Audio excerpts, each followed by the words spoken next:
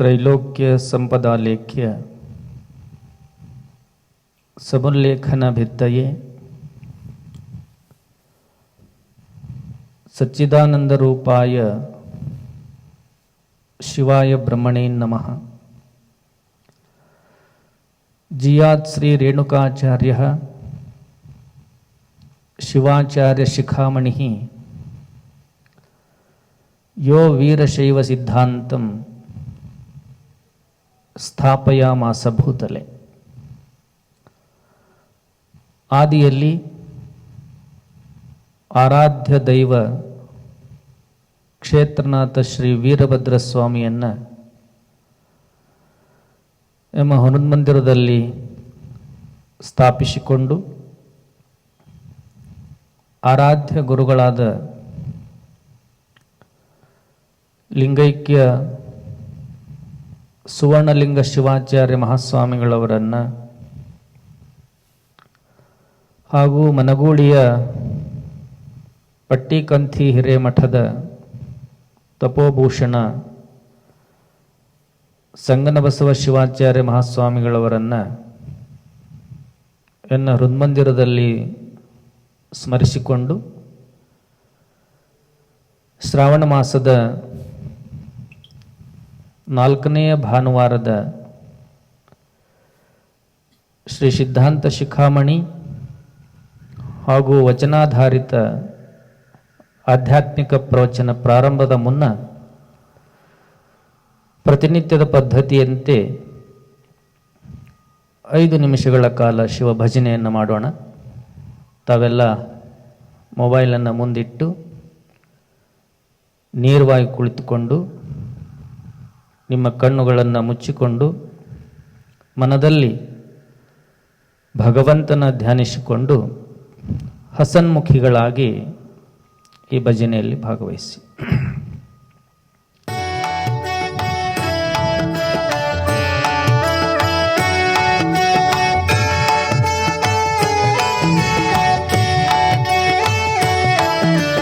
ಸಾಂಬ ಸದಾ ಶಿವ ಸಾಂಬ ಸದಾ ಶಿವ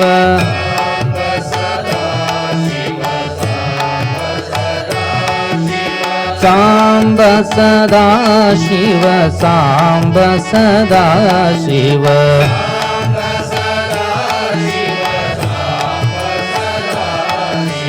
ಸಾಂಬ ಸದಾ ಶಿವ ಸಾಂಬ ಸದಾ ಶಿವ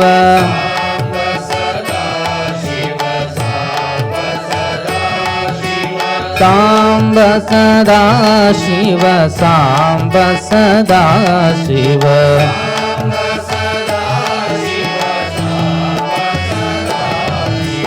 ಶಿವ ಶಿವ ಶಿವ ಶಿವ ಶಿವಾಯ ನಮಃ ಓಂ. ಶಿವ ಶಿವ ಶಿವ ಶಿವ ಶಿವಾಯ ನಮಃ ಶಿವ ಶಿವ ಶಿವ ಶಿವ ಶಿವಾಯ ನಮಃ ಓಂ. ಶಿವ ಶಿವ ಶಿವ ಶಿವ ಶಿವಾಯ ನಮಃ ಸಾಂಬ ಸದಾ ಶಿವ ಸಾಂಬ ಸದಾ ಶಿವ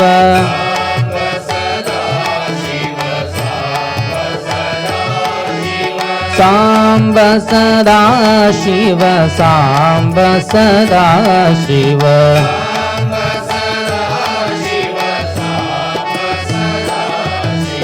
ಭವ ಭವ ಭವ ಭವ ಭವಾಯ ನಮಃ ಓಂ.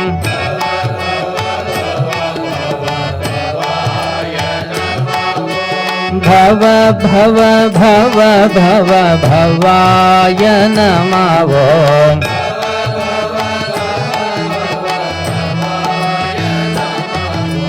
ಸಾಂಬ ಸದಾ ಶಿವ ಸಾಂಬ ಸದಾ ಶಿವ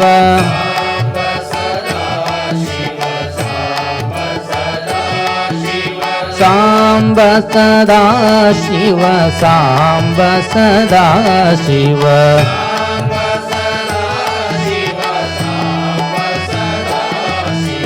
ದೇವ ದೇವ ದೇವ ದೇವ ದೇವಾಯ ನಮಃ ಓಂ. ದೇವ ದೇವ ದೇವ ದೇವ ದೇವಾಯ ನಮಃ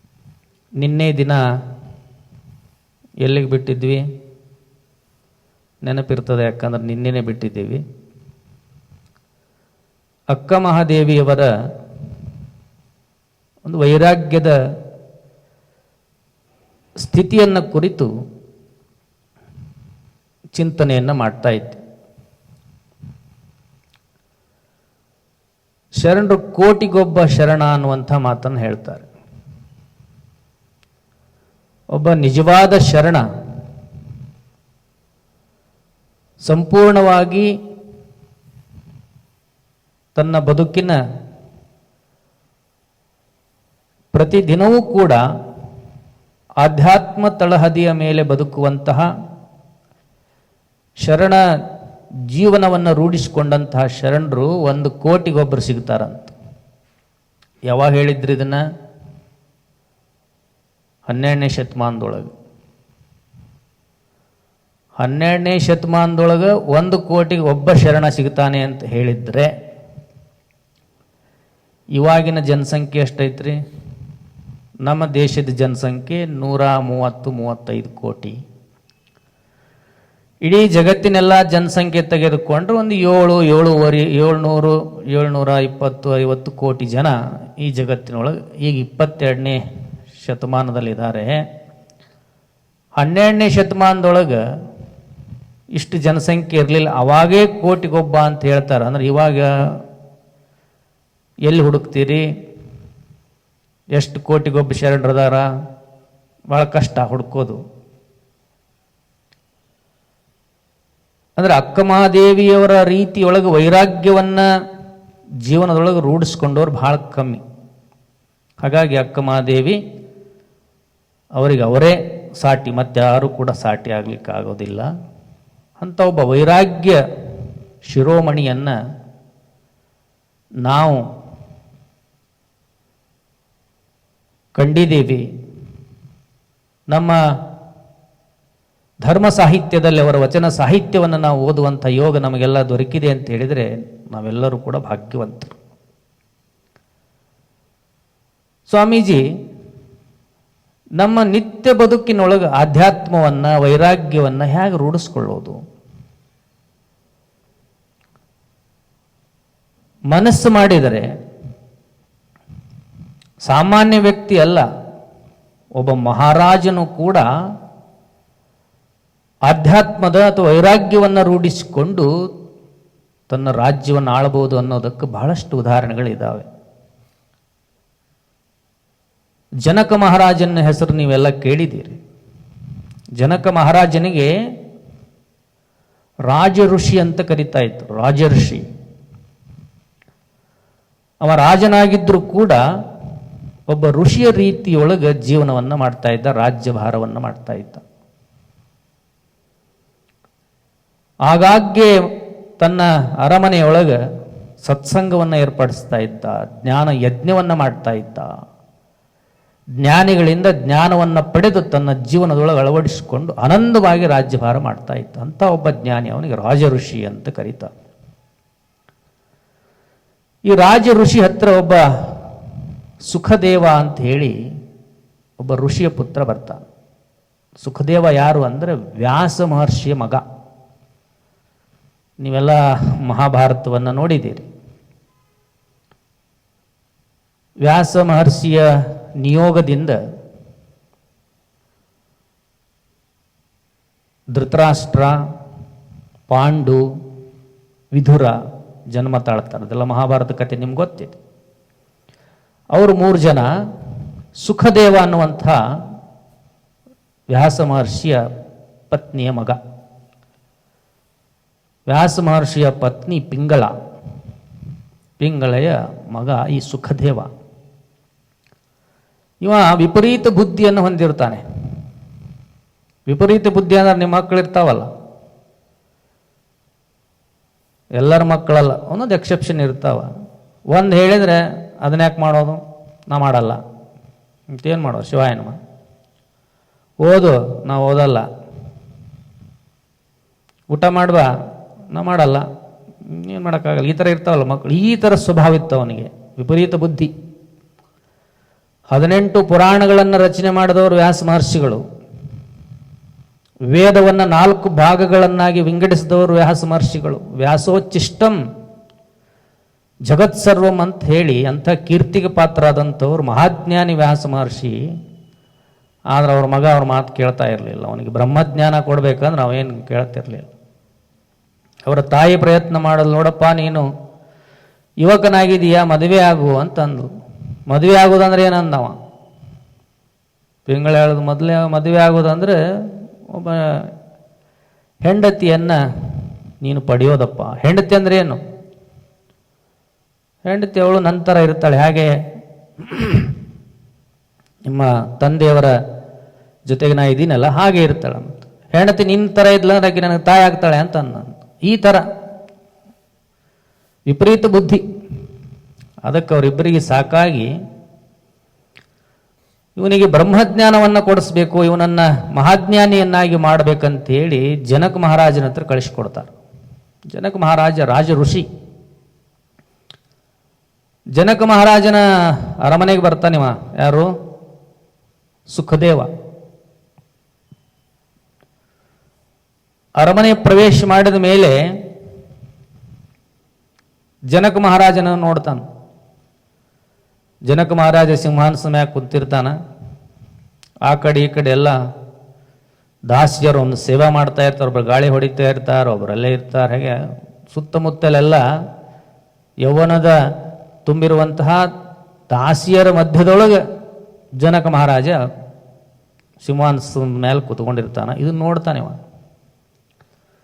ಇದನ್ನ ನೋಡಿ ಯೋಚನೆ ಮಾಡ್ತಾನ, ಸುತ್ತಮುತ್ತ ಎಲ್ಲ ಇಂಥ ಸ್ತ್ರೀಯನ್ನು ಇಟ್ಕೊಂಡಂತಹ ಈ ಮಹಾರಾಜ ನನಗೇನು ಬ್ರಹ್ಮಜ್ಞಾನ ಮಾಡ್ತಾನ ಅಂತ ಮನಸ್ಸಿನೊಳಗೆ ಬಂತು ಅವನಿಗೆ. ಇವನ ಮನಸ್ಸಿನೊಳಗೆ ಬಂದದ್ದು ಜನಕನಿಗೆ ಗೊತ್ತಾಯ್ತು. ಜನಕಂದ, ಸೇವಕರೇ, ಅಲ್ಲಿ ವ್ಯಾಸ ಮಹರ್ಷಿಯ ಪುತ್ರ ಬಂದಿದ್ದಾನೆ, ಅವನನ್ನು ಕರೆದುಕೊಂಡು ಮೊದಲು ಶುಶ್ರೂಷೆ ಮಾಡಿ, ಅವನು ಬಂದಿದ್ದಾನೆ, ಅವನಿಗೆಲ್ಲ ಸ್ನಾನಾದಿಗಳನ್ನು ಮಾಡಿಸಿ ಅವನಿಗೆ ಊಟ ಮಾಡಿಸಿ ಅಂತ ಹೇಳಿ ಕಳಿಸ್ದ. ಆಯಿತು ಮಹಾರಾಜರೇ.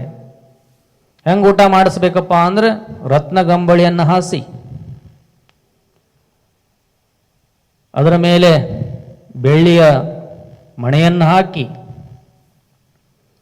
ಬಂಗಾರದ ತಟ್ಟಿಯೊಳಗೆ ಅವನಿಗೆ ಊಟಕ್ಕೆ ಕೊಡಬೇಕು ಅಂತ ಹೇಳ್ದ. ಮತ್ತೆ ಹೇಳ್ದ, ಇಷ್ಟೇ ಮಾಡಬೇಡಿ, ಅವ ಊಟಕ್ಕೆ ಕುಂತ ಮೇಲೆ ಅವನ ತಲೆ ಮೇಲೆ ಒಂದು ಅತ್ಯಂತ ಹರಿತವಾದಂತಹ ಕತ್ತಿ, ಹಿಂಗೆ ಸ್ವಲ್ಪ ಟಚ್ ಆದ್ರೆ ಒಳಗೆ ಹೋಗಿಬಿಡ್ಬೇಕು, ಅಷ್ಟು ಹರಿತವಾದಂಥ ಕತ್ತಿಯನ್ನು ಅತ್ಯಂತ ತೆಳುವಾದ ದಾರದೊಳಗೆ ಕಟ್ಟಿ ಅವನ ತಲೆ ಮೇಲೆ ತೂಗುಬಿಡಿ ಅಂತ ಹೇಳ್ದ. ಮಹಾರಾಜರು ಹೇಳಿದ್ಮೇಲೆ ಆಯಿತು ತಮ್ಮ ಆಜ್ಞೆ. ಅವನಿಗೆಲ್ಲ ಸ್ನಾನಾದಿಗಳನ್ನೆಲ್ಲ ಮಾಡಿಸಿ ರಾಜ ಹೇಳಿದ ಹಾಗೆ ರತ್ನಗಂಬಳಿ, ಅದರ ಮೇಲೆ ಬೆಳ್ಳಿ ಮಣೆ ಮೇಲೆ ಇವ್ರು ಕೂರಿಸಿ ಮುಂದೊಂದು ಬೆಳ್ಳಿ ಮಣೆ ಇಟ್ಟು ಅದರ ಮುಂದೆ ಬಂಗಾರದ ತಟ್ಟಿಯೊಳಗೆ ಊಟಕ್ಕೆ ಪದಾರ್ಥಗಳನ್ನು ನೀಡ್ತಾ ಅವನಲ್ಲಿ ಕೂರಿಸಿದ್ರು. ಕೂರಿಸಿದ ಮೇಲೆ ಅವ ಹೀಗೆ ನೋಡಿ ಮತ್ತೆ ಮೇಲೆ ನೋಡ್ದ, ಏನಿದು ಕತ್ತಿ? ಇದು ರಾಜಾಜ್ಞೆ ಆಗಿದೆ. ತಮ್ಮ ತಲೆಯ ಮೇಲೆ ಒಂದು ಹರಿತವಾದಂಥ ಕತ್ತಿಯನ್ನು ತೆಳುವಾದ ದಾರದೊಳಗೆ ಕಟ್ಟಿ ನೇತಾಕಬೇಕಂತ ರಾಜಾಜ್ಞೆ ಆಗಿದೆ. ಅದು ಎಷ್ಟು ತೆಳುವಾಗಿದೆ ಅಂತ ಹೇಳಿದ್ರೆ ಯಾವಾಗ ಹರಿದು ನಿಮ್ಮ ತಲೆ ಮೇಲೆ ಬಿದ್ದು ನಿಮ್ಮ ತಲೆ ಒಳಗೆ ಕತ್ತಿ ಪ್ರವೇಶ ಮಾಡುತ್ತೋ ಗೊತ್ತಿಲ್ಲ, ಅದನ್ನು ನಿಮ್ಮನ್ನು ದೇವರೇ ಕಾಪಾಡಬೇಕಂತ ತಿಳ್ಕೊಂಡು ಸೇವಕರು ಹೇಳಿ ಅವನಿಗೆ ಊಟಕ್ಕೆ ನೀಡಿದರು. ಮಹಾರಾಜರ ಅರಮನೆ ಅಂದರೆ ಎಷ್ಟು ಭೋಜ್ಯ ಭಕ್ಷ್ಯಗಳು, ನಾನಾ ಥರದ ಪದಾರ್ಥಗಳನ್ನು ನೀಡಿ ಊಟ ಮಾಡಿಸಿದ್ರು. ಊಟ ಮಾಡಿ ಊಟ ಮುಗಿದ ಮೇಲೆ ಜನಕ ಮಹಾರಾಜನ ಹತ್ರ ಅವನು ಕರ್ಕೊಂಡು ಹೋದ್ರು. ಜನಕ ಮಹಾರಾಜರು, ಬನ್ನಿ ಸುಖದೇವ, ಕುಳಿತುಕೊಳ್ಳಿ. ನಿಮ್ಮ ತಂದೆಯವರು ಮಹಾಜ್ಞಾನಿಗಳು, ವ್ಯಾಸ ಮಹರ್ಷಿಗಳು, ವ್ಯಾಸೋಚ್ಚಿಷ್ಟಂ ಜಗತ್ಸರ್ವಂ, ಅವರು ನೀಡಿದಂತಹ ಜ್ಞಾನವನ್ನು ಪಾನ ಮಾಡಿದಂಥವನು ನಾನು, ಅಂಥವರ ಸುಪುತ್ರ ನೀವು ಬಂದಿರಿ, ಕುಳಿತುಕೊಳ್ರಿ ಅಂತೇಳಿ ಕೂರಿಸಿದರು. ಎಲ್ಲ ಪ್ರಯಾಣ ಚೆನ್ನಾಗಿತ್ತ ಅಂತ ಕೇಳಿದ ಜನಕ್ಕೆ. ಹಾಂ, ಭಾಳ ಚೆನ್ನಾಗಿತ್ತು. ನಮ್ಮ ಅರಮನೆಯ ಶುಶ್ರೂಷೆ ಆತಿಥ್ಯ ಅದು ಚೆನ್ನಾಗಿತ್ತು. ಪ್ರಸಾದ ಊಟ ಮಾಡಿದ್ರ? ಹಾಂ, ಹೊಟ್ಟೆ ತುಂಬ ಊಟ ಮಾಡಿದೆ ಅಂತ ಹೇಳ್ದ. ಹೌದಾ, ಏನೇನು ಊಟ ಮಾಡಿದ್ರಿ ಅಂತ ಕೇಳಿದ್ರು ಜನಕರು. ಯಾರಿಗೆ? ಸುಖದೇವ. ಏನು ಊಟ ಮಾಡಿದೆ, ಏನೇನು ಮಾಡಿದ್ರು? ಈಗೆಲ್ಲ ನೀವು ಮಾಡಿರ್ತೀರಲ್ಲ, ಒಬ್ಬಟ್ಟು ಅದು ಇದು 108 ಐಟಮ್. ಹಂಗೆ ಏನೇನು ಪದಾರ್ಥಗಳನ್ನು ನೀನು ಊಟ ಮಾಡಿದೆ ಅಂತ ಕೇಳಿದಾಗ ಸುಖದೇವನಿಗೆ ಒಂದು ನೆನಪಿಲ್ಲ. ಬಹಳ ಹೊತ್ತಾಗಿಲ್ಲ, ಇನ್ನೂ 2 ನಿಮಿಷ ಆಗಿಲ್ಲ, ಊಟ ಮಾಡಿ ಬಂದು ಕುಳಿತಿದ್ದಾನೆ. ಏನು ಊಟ ಮಾಡಿದ್ದೀನಿ, ಯಾವ ಪದಾರ್ಥವನ್ನು ಊಟ ಮಾಡಿದ್ದೀನಿ, ಆ ಪದಾರ್ಥಗಳ ರುಚಿ ಹೇಗಿತ್ತು ಅನ್ನೋದೇ ಸುಖದೇವನಿಗೆ ಗೊತ್ತಿಲ್ಲ. ಮಹಾರಾಜ, ನನಗೆ ಏನು ಊಟ ಮಾಡಿದೆ ಅಂತ ಗೊತ್ತಿಲ್ಲ, ನಾನು ಊಟ ಮಾಡಿದಂತಹ ಪದಾರ್ಥದ ರುಚಿ ಹೇಗಿತ್ತಂತ ನನಗೆ ನೆನಪೇ ಇಲ್ಲ, ಗೊತ್ತೇ ಆಗಲಿಲ್ಲ ಅಂತ ಹೇಳ. ಯಾಕೆ ಸುಖದೇವ? 10 ವರ್ಷದ ಹಿಂದೆ ಊಟ ಮಾಡಿದ್ದಲ್ಲ, 1 ನಿಮಿಷದ ಹಿಂದೆ ನೀನು ಊಟ ಮಾಡಿದ್ದೆ, ಯಾಕೆ ನೆನಪಿಲ್ಲ? ಅವಾಗ ಸುಖದೇವ ಹೇಳ್ದ, ಮಹಾರಾಜರೇ, ನಿಮ್ಮ ಆತಿಥ್ಯ ಬಹಳ ಚೆನ್ನಾಗಿತ್ತು, ಆದರೆ ನಿಮ್ಮ ಆತಿಥ್ಯದೊಳಗೆ ನಾನು ಮೈ ಮರೆತರೆ ನನ್ನ ಪ್ರಾಣವೇ ಹೋಗ್ತಾ ಇತ್ತು.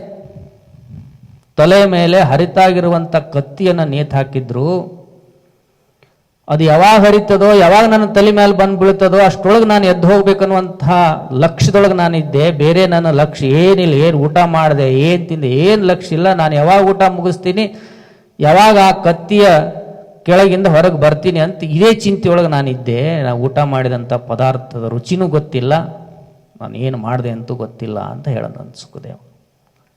ಆವಾಗ ಜನಕ, ಸುಖದೇವ, ನೀನು ಅರಮನೆಯ ಮಹಾದ್ವಾರವನ್ನು ಪ್ರವೇಶ ಮಾಡಿ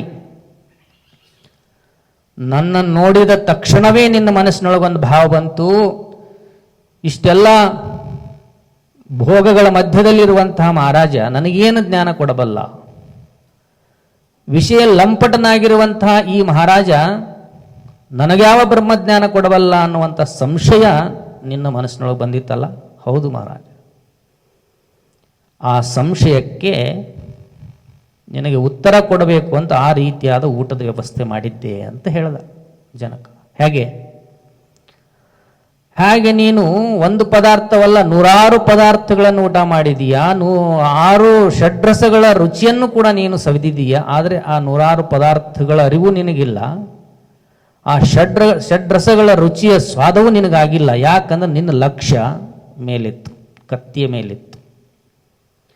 ಕತ್ತಿಯ ಮೇಲೆ ನಿನ್ನ ಲಕ್ಷ್ಯವಿದ್ದಾಗ ಇದು ಯಾವ ವ್ಯವಹಾರವೂ ನಿನಗೆ ಹೇಗೆ ಗೊತ್ತಾಗಲಿಲ್ವೋ ಹಾಗೆ ನಾನು ಕೂಡ ಈ ರಾಜ್ಯವನ್ನು ಹಾಗೆ ಆಳ್ತಾ ಇದ್ದೀನಿ, ಈ ರಾಜಭೋಗವನ್ನು ಹಾಗೆ ಅನುಭವಿಸ್ತಾ ಇದ್ದೇನೆ, ಇದೆಲ್ಲವನ್ನು ಕೂಡ ಅನುಭವಿಸ್ತಾ ಇದ್ದೇನೆ, ಈ ಎಲ್ಲ ರಾಜ್ಯ ಭಾರವನ್ನು ನಾನು ಮಾಡ್ತಾ ಇದ್ದೇನೆ.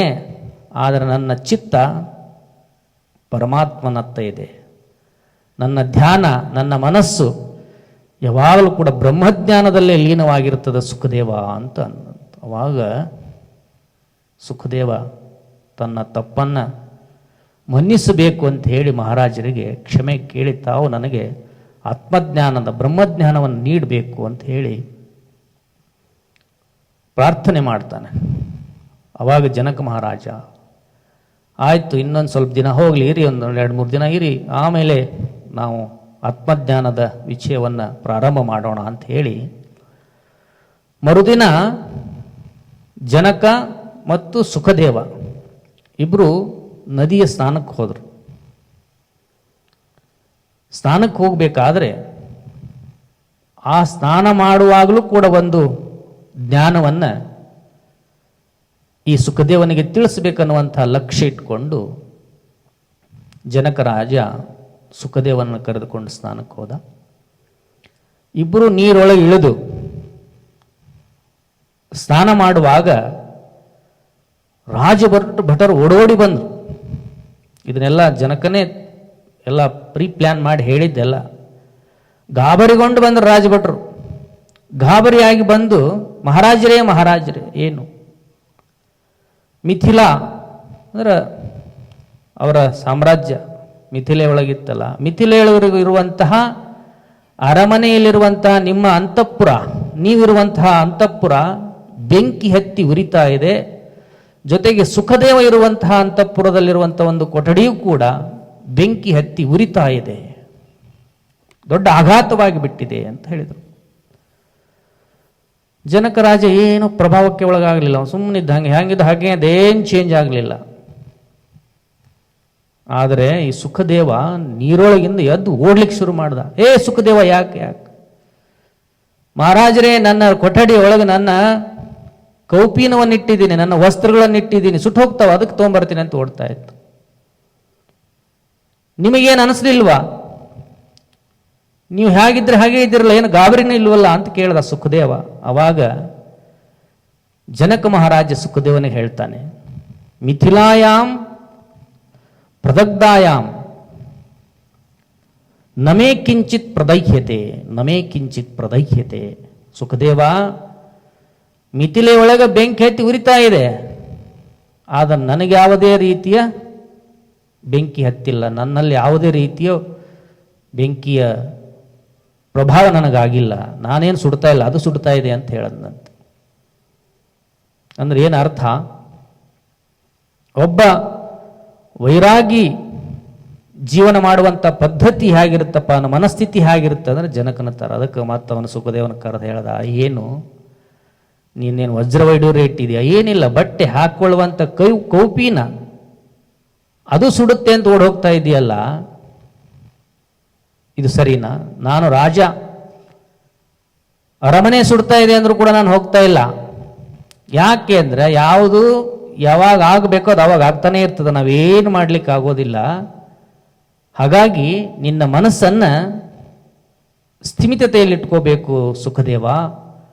ಹೀಗಿದ್ದಾಗ ಮಾತ್ರ ಬ್ರಹ್ಮಜ್ಞಾನ ಪ್ರಾಪ್ತಿ ಆಗ್ತದೆ ಅಂತ ಹೇಳಿದಾಗ ಮತ್ತೆ ಸುಖದೇವ ಜನಕ ಮಹಾರಾಜನ ಒಂದು ಜ್ಞಾನಕ್ಕೆ, ಅವನ ಜೀವನದ ರೀತಿಯನ್ನು ನೋಡಿ ಮಾರು ಹೋಗಿ ಅವನಿಂದ ಬ್ರಹ್ಮಜ್ಞಾನ ಪಡೆದ ಅನ್ನುವಂಥ ಒಂದು ಘಟನೆ ನಮ್ಮ ರಾಮಾಯಣದ ಕಾಲದಲ್ಲಿ ನಡೆದಿರುವಂತಹದ್ದು.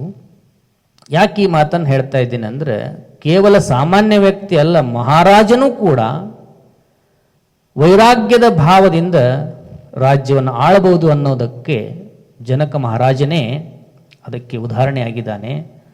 ಏನು ಸ್ವಾಮೀಜಿ, ಅರಮನೆ ಎಲ್ಲ ಉರಿತಾ ಇದ್ರೆ ಸುಮ್ಮನೆ ಕುತ್ಕೋಬೇಕಾ ಅಂತ ಪ್ರಶ್ನೆ ಬರ್ಬೋದು. ಹಾಗಲ್ಲ, ಯಾವುದು ಯಾವಾಗ ಆಗ್ತಾ ಇರ್ತದೋ ಅದು ಆಗುತ್ತೆ, ಅದನ್ನು ಯಾರು ತಪ್ಪಿಸ್ಲಿಕ್ಕೆ ಆಗೋದಿಲ್ಲ. ಆದರೆ ನಾವು ಪ್ರಭಾವಕ್ಕೆ ಒಳಗಾಗಬಾರ್ದು ಅನ್ನೋದೇ ಜನಕ ಮಹಾರಾಜನ ಒಂದು ಸಂದೇಶವಾಗಿತ್ತು ಅನ್ನುವಂಥ ಮಾತನ್ನು ಈ ಸಂದರ್ಭದಲ್ಲಿ ತಿಳಿಸ್ತಾ, ಸಿದ್ಧಾಂತ ಶಿಖಾಮಣಿ ಒಳಗೆ ಈ ವೈರಾಗ್ಯದ ಬಗ್ಗೆ ಇನ್ನೂ ಅನೇಕ ರೀತಿಯ ವಿಚಾರಗಳನ್ನು ತಿಳಿಸ್ತಾ ಇದ್ದಾರೆ. ಸಿದ್ಧಾಂತ ಶಿಖಾಮಣಿಯ 5ನೇ ಪರಿಚ್ಛೇದದ 74 ಮತ್ತು 75ನೇ ಶ್ಲೋಕಗಳು ಈ ರೀತಿಯಾಗಿವೆ. ವಿವೇಕಿ ಶುದ್ಧ ಹೃದಯ ನಿಶ್ಚಿತಾತ್ಮ ಸುಖೋದಯ ದುಃಖಹೇತೌ ಶರೀರೇಸ್ಮಿನ್ ಕಲತ್ರೇಚ ಸುತೇಷು ಚ ಸುರುತ್ಸು ಬಂಧುವರ್ಗೇಶು ಧನೇಶು ಕುಲಪದ್ಧತೌ ಅನಿತ್ಯ ಬುದ್ಧಿಯ ಸರ್ವತ್ರ ವೈರಾಗ್ಯಂ ಪರಮಶ್ನುತೆ, ವೈರಾಗ್ಯಂ ಪರಮಶ್ನುತೆ. ಯಾರು ವಿವೇಕಿಗಳಾಗಿದ್ದಾರೋ, ಜನಕ ಮಹಾರಾಜನ ರೀತಿಯೊಳಗೆ ಯಾರಲ್ಲಿ ವಿವೇಕ ಇರ್ತದೋ, ಯಾವುದು ಸತ್ಯ, ಯಾವುದು ಅಸತ್ಯ, ಯಾವುದು ನಿತ್ಯ, ಯಾವುದು ಅನಿತ್ಯ ಅನ್ನುವಂಥ ಜ್ಞಾನ, ಶಿವಜ್ಞಾನ ಯಾರಿಗಿರ್ತದೋ, ಯಾವನು ವಿವೇಕಿಯಾಗಿರ್ತಾನೋ, ಯಾವನ ಹೃದಯ ಶುದ್ಧವಾಗಿರ್ತದೋ, ಯಾವನು ನಿತ್ಯದೊಳಗೆ ಆತ್ಮಸುಖದ ಅನುಭೂತಿಯನ್ನು ಮಾಡ್ತಾ ಇರ್ತಾನೋ, ನಿತ್ಯದಲ್ಲಿ ಆತ್ಮಸುಖ ಅಂತರಂಗದ ಸುಖವನ್ನು ಅನುಭವಿಸ್ತಾ ಇರ್ತಾನೋ, ಆ ಮನುಷ್ಯ ಅವನ ಮನಸ್ಥಿತಿ ಹೇಗಿರುತ್ತಪ್ಪ ಅಂದ್ರೆ, ದುಃಖಹೇತವು ಶರೀರೇಸ್ಮಿನ್, ದುಃಖವನ್ನು ಕೊಡುವಂತಹ, ನಮ್ಮ ಜೀವನದೊಳಗೆ ದುಃಖ ಕೊಡುವಂತಹ ಕೆಲವಾರು ವಿಷಯಗಳು, ವಸ್ತುಗಳಿದ್ದಾವೆ. ಅವುಗಳ ಬಗ್ಗೆ ಅನಿತ್ಯ ಭಾವನೆ ಇಟ್ಕೊಂಡಿರ್ತಾನಂತ. ನಮಗೆ ಯಾವ್ಯಾವಪ್ಪ ದುಃಖ ಕೊಡ್ತಾವ ಅನ್ನೋದನ್ನು ಹೇಳ್ತಾರೋ. ದುಃಖ ಹೇತು, ದುಃಖವನ್ನು ಉಂಟು ಮಾಡುವಂಥವು ಯಾವಪ್ಪ ಅಂದ್ರೆ ಶರೀರ. ನಮ್ಮ ಶರೀರ ನಮಗೆ ದುಃಖ ಕೊಡ್ತದಿಲ್ಲ ಶರೀರ ದುಃಖ. ಒಂದು ವಯಸ್ಸಿನ ತನಕ ಈ ಶರೀರ ನಾವು ಹೇಳ್ದಂಗೆ ಕೇಳ್ತಿರ್ತದೆ. ಜಿಗೆ ಅಂದ್ರೆ ಜಿಗಿತದ, ಕುಣಿ ಅಂದ್ರೆ ಕುಣಿತದ, ಗುದ್ದ ಅಂದ್ರೆ ಗುದ್ದದ, ಏನು ಬ್ಯಾಡ ಸುದ್ದಿ, ನೆಲನೇ ಕಾಣ್ತಿರಂಗಿಲ್ಲ, ಹಂಗಿರ್ತದೆ. ಏನು ಹೇಳ್ತಿ ಅದನ್ನು ಮಾಡ್ತಿರ್ತದೆ, ಎಲ್ಲಿ ಹೋಗಂತ ಎಲ್ಲಿ ಹೋಗ್ತಿರ್ತದೆ.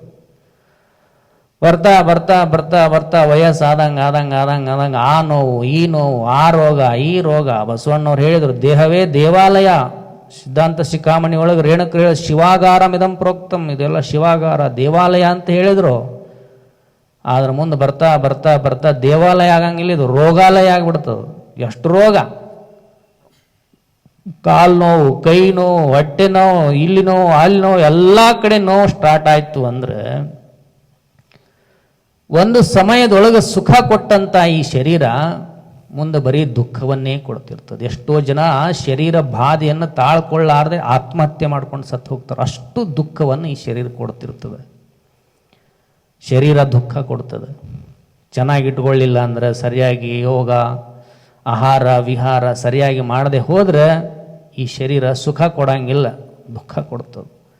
ಒಂದು 50-60 ವರ್ಷ ಆದ್ಮೇಲೆ ಬರೀ ಶರೀರ ಮೇಂಟೈನ್ ಮಾಡ್ಕೊಂಡೇ ಜೀವನ ಮಾಡೋದು, ಮತ್ತೇನು ಬೇರೆ ಕೆಲಸ ಇಲ್ಲ. ಬರೀ ಅದೇ ಮಾಡೋದು, ದುಡಿಯೋದು, ದುಡ್ದದ್ದೆಲ್ಲ ಹಾಸ್ಪಿಟ್ಲ್ಗೆ ಇಟ್ಟು ಸಾಯೋದು. ಯಾಕಂದ್ರೆ ಈ ಶರೀರದ ದುಃಖವನ್ನು ಭರಿಸಲಿಕ್ಕೆ, ಶರೀರ ದುಃಖದಿಂದ ಪಾರಾಗಲಿಕ್ಕೆ ಪೇನ್ ಕಿಲ್ಲರ್ ತಗೊಳ್ಳೋದು, ಏನೇನೋ ಮಾಡಿ ಶರೀರವನ್ನು ಹಾಳು ಮಾಡ್ಕೋದು. ಇದು ದುಃಖ ಕೊಡ್ತದೆ. ಆಮೇಲೆ ಕಲತ್ರ, ಹೆಂಡತಿ ಗಂಡ ಇವರು ಸುಖ ಕೊಡ್ತಾರ?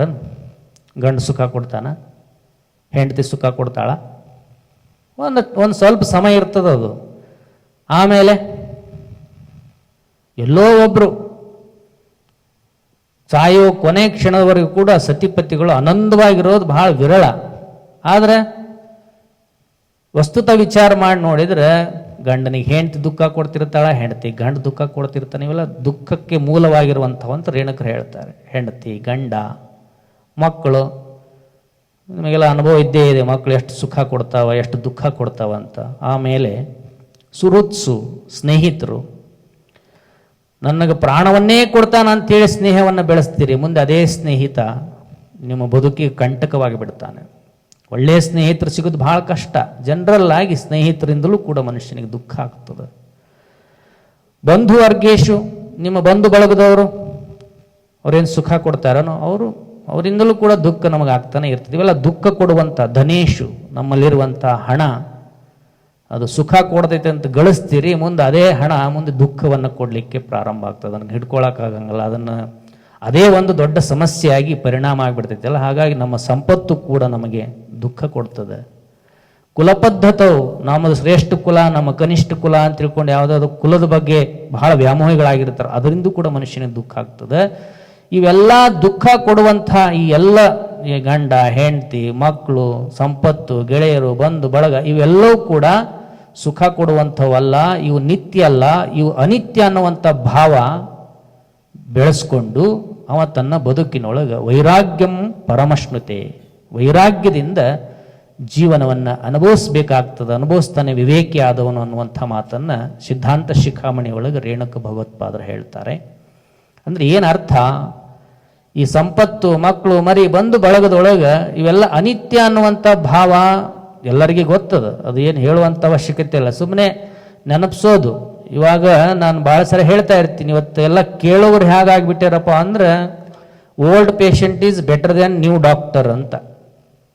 Old patient is better than new doctor ಅಂದ್ರೆ ಏನರ್ಥ? ವಯಸ್ಸು ಬಹಳ ಹಳೆಯಾಗಿರ್ತಕ್ಕಂಥ ಬಹಳ ವಯಸ್ಸಾಗಿರುವಂಥ ರೋಗಿ ಅವ ಹೆಂಗಾಗಿರ್ತಾನಪ್ಪ ಅಂದ್ರೆ ಹೊಸ ಡಾಕ್ಟರ್ಗಿಂತ ಶಾಣೆ ಆಗಿರ್ತಾನೆ. ಯಾಕಂದ್ರೆ ಅವ ಎಲ್ಲ ರೋಗದ ಅನುಭವ ಆಗಿರ್ತದೆ. ಈ ತಲೆನೋವಿಗೆ ಏನು ತಗೋಬೇಕು, ಹೊಟ್ಟೆ ನೋವಿಗೆ ಏನು ತಗೋಬೇಕು, ಶುಗರ್ಗೆ ಏನು ತಗೋಬೇಕು, BP-ಗೆ ಏನು ತಗೋಬೇಕು, ಅಲರ್ಜಿಗೆ ಏನು ತಗೋ ಎಲ್ಲ ಅನುಭವಿಸ್ಬಿಟ್ಟಿರ್ತಾನೆ. ಯಾಕಂದ್ರೆ ಹೊಸ ಡಾಕ್ಟರ್ ಮತ್ತೆ ಪ್ರಿಸ್ಕ್ರಿಪ್ಷನ್ ನೋಡ್ಬೇಕಾಗ್ತದೆ, ಅವ ಅಷ್ಟು ಬುದ್ಧಿವಂತ ಆಗಿಬಿಟ್ಟಿರ್ತಾನೆ.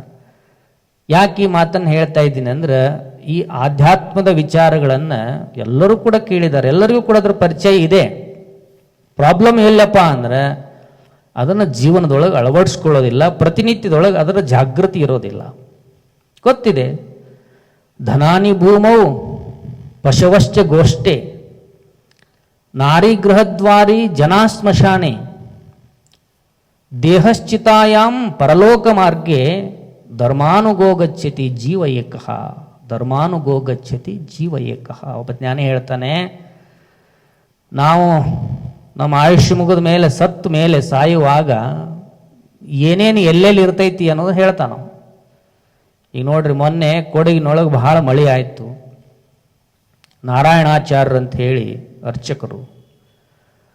ಅವರಿಗೆ ಸರ್ಕಾರದವ್ರು ಹೇಳಿದ್ರು ನೀವು ಮನೆಯನ್ನು ಖಾಲಿ ಮಾಡಿ ಅಂತ. ಆದರೆ ಅವರೆಲ್ಲ ಭಾಳ ಸಂಪತ್ತನ್ನು ತಮ್ಮ ಮನೆಯೊಳಗೆ ಇಟ್ಕೊಂಡಿರೋದ್ರಿಂದ ಅದನ್ನು ಬಿಟ್ಟು ಹೋಗಲಿಕ್ಕೆ ನಾಳೆ ಹೋದ್ರಾಯ್ತು ನಾಡ್ದು ಹೋದ್ರಾಯ್ತು ಅಂತ ತಿಳ್ಕೊಂಡು ಮುಂದೆ ಹಾಕ್ಕೊಂಡು ಬಂದರು. ಆದ್ರೆ ವಿಧಿ ಅದನ್ನೆಲ್ಲವನ್ನು ಕೂಡ ತನ್ನ ಒಡಲೊಳಗೆ ಹಾಕೊಂಡ್ಬಿಡ್ತು. ಎಲ್ಲ ಅಲ್ಲೇ ಎಲ್ಲೆಲ್ಲಿದ್ದು ಅಲ್ಲೇ ಉಳಿದು ಏನು ಯಾರಿಗೆ ಅವ್ರು ತೊಗೊಂಡು ಹೋಗಲೇ ಇಲ್ಲ, ಅವ್ರು ಒಬ್ಬರೇ ಹೋದರು. ಅದು ಯಾವುದನ್ನು ತೊಗೊಂಡು ಹೋಗೋಕ್ಕಾಗಲಿಲ್ಲ. ಅದಕ್ಕೆ ಜ್ಞಾನಿಗಳು ಸಾವಿರ ವರ್ಷಗಳಿಂದ ನಮಗೆಲ್ಲ ಎಚ್ಚರಿಕೆ ಕೊಟ್ಟಿದ್ದಾರೆ. ನೀನು ಪ್ರಾಣವನ್ನು ತ್ಯಾಗ ಮಾಡಿದೆ ಅಂದ್ರೆ ಯಾವುದು ನಿನ್ನ ಜೊತೆ ಬರಲ್ಲ. ಧನಾನಿ ಭೂಮವು, ನೀ ಗಳಿಸಿರುವಂತಹ ಸಂಪತ್ತಿ ಭೂಮಿ ಮೇಲೆ ಇರ್ತದೆ. ಮೊದಲೆಲ್ಲ ಬ್ಯಾಂಕು ಲಾಕರ್ ಎಲ್ಲ ಇರಲಿಲ್ಲ, ಎಲ್ಲ ಭೂಮಿ ಒಳಗೆ ಇಡ್ತಾ ಇದ್ರು.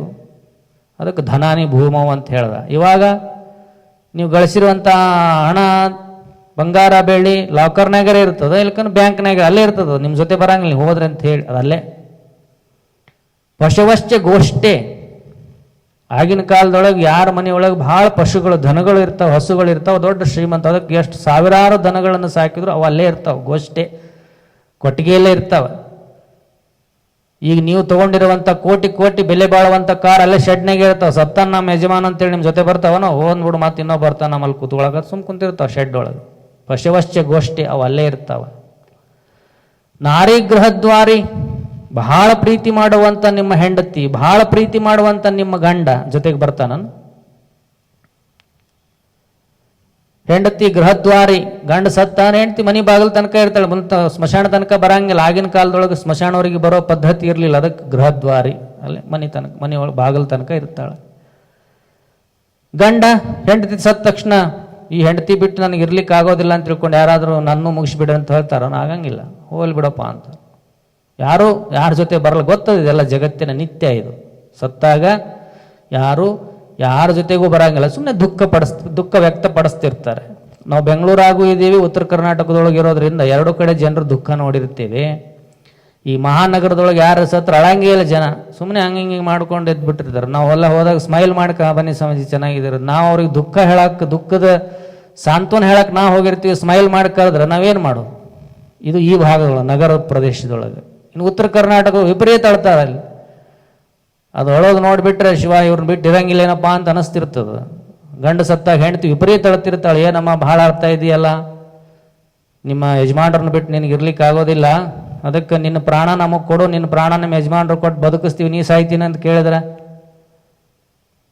ಸ್ವಾಮೀಜಿ ಸುಮ್ಮ ಹೋಗ್ರಿ ಅಂತಾರೆ ಅವ್ರ ಮನಸ್ಸಿನೊಳಗೆ. ಯಾರ ಜೊತೆಗೆ ಬರೋದಿಲ್ಲ. ಇದು ಜಗತ್ತಿನ ನಿಯಮ. ಇದು ನಾರಿ ಗೃಹದ್ವಾರೆ, ನಾವು ಸತ್ತಾಗ ಹೆಂಡತಿ ಬರಂಗಿಲ್ಲ, ಮಕ್ಕಳು ಬರಂಗಿಲ್ಲ, ಬಂದು ಬಳಗ ಯಾರು ಬರಂಗಿಲ್ಲ. ಇದಾಗ ಗೊತ್ತದ ನಿಮಗೆ.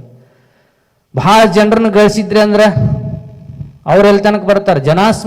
ಸ್ಮಶಾನ ತನಕ ಬರ್ತಾರೆ. ಈಗ ಕೊರೋನಾ ಬಂದದ್ದು ಅದೂ ಇಲ್ಲ, ಎಲ್ಲ ಆನ್ಲೈನ್, ಅಲ್ಲೇ ನೋಡು, ಅಲ್ಲೇ ಟಾಟಾ ಬಾಯ್ ಹೋಗಪ್ಪ ಅಂತೇಳಿ.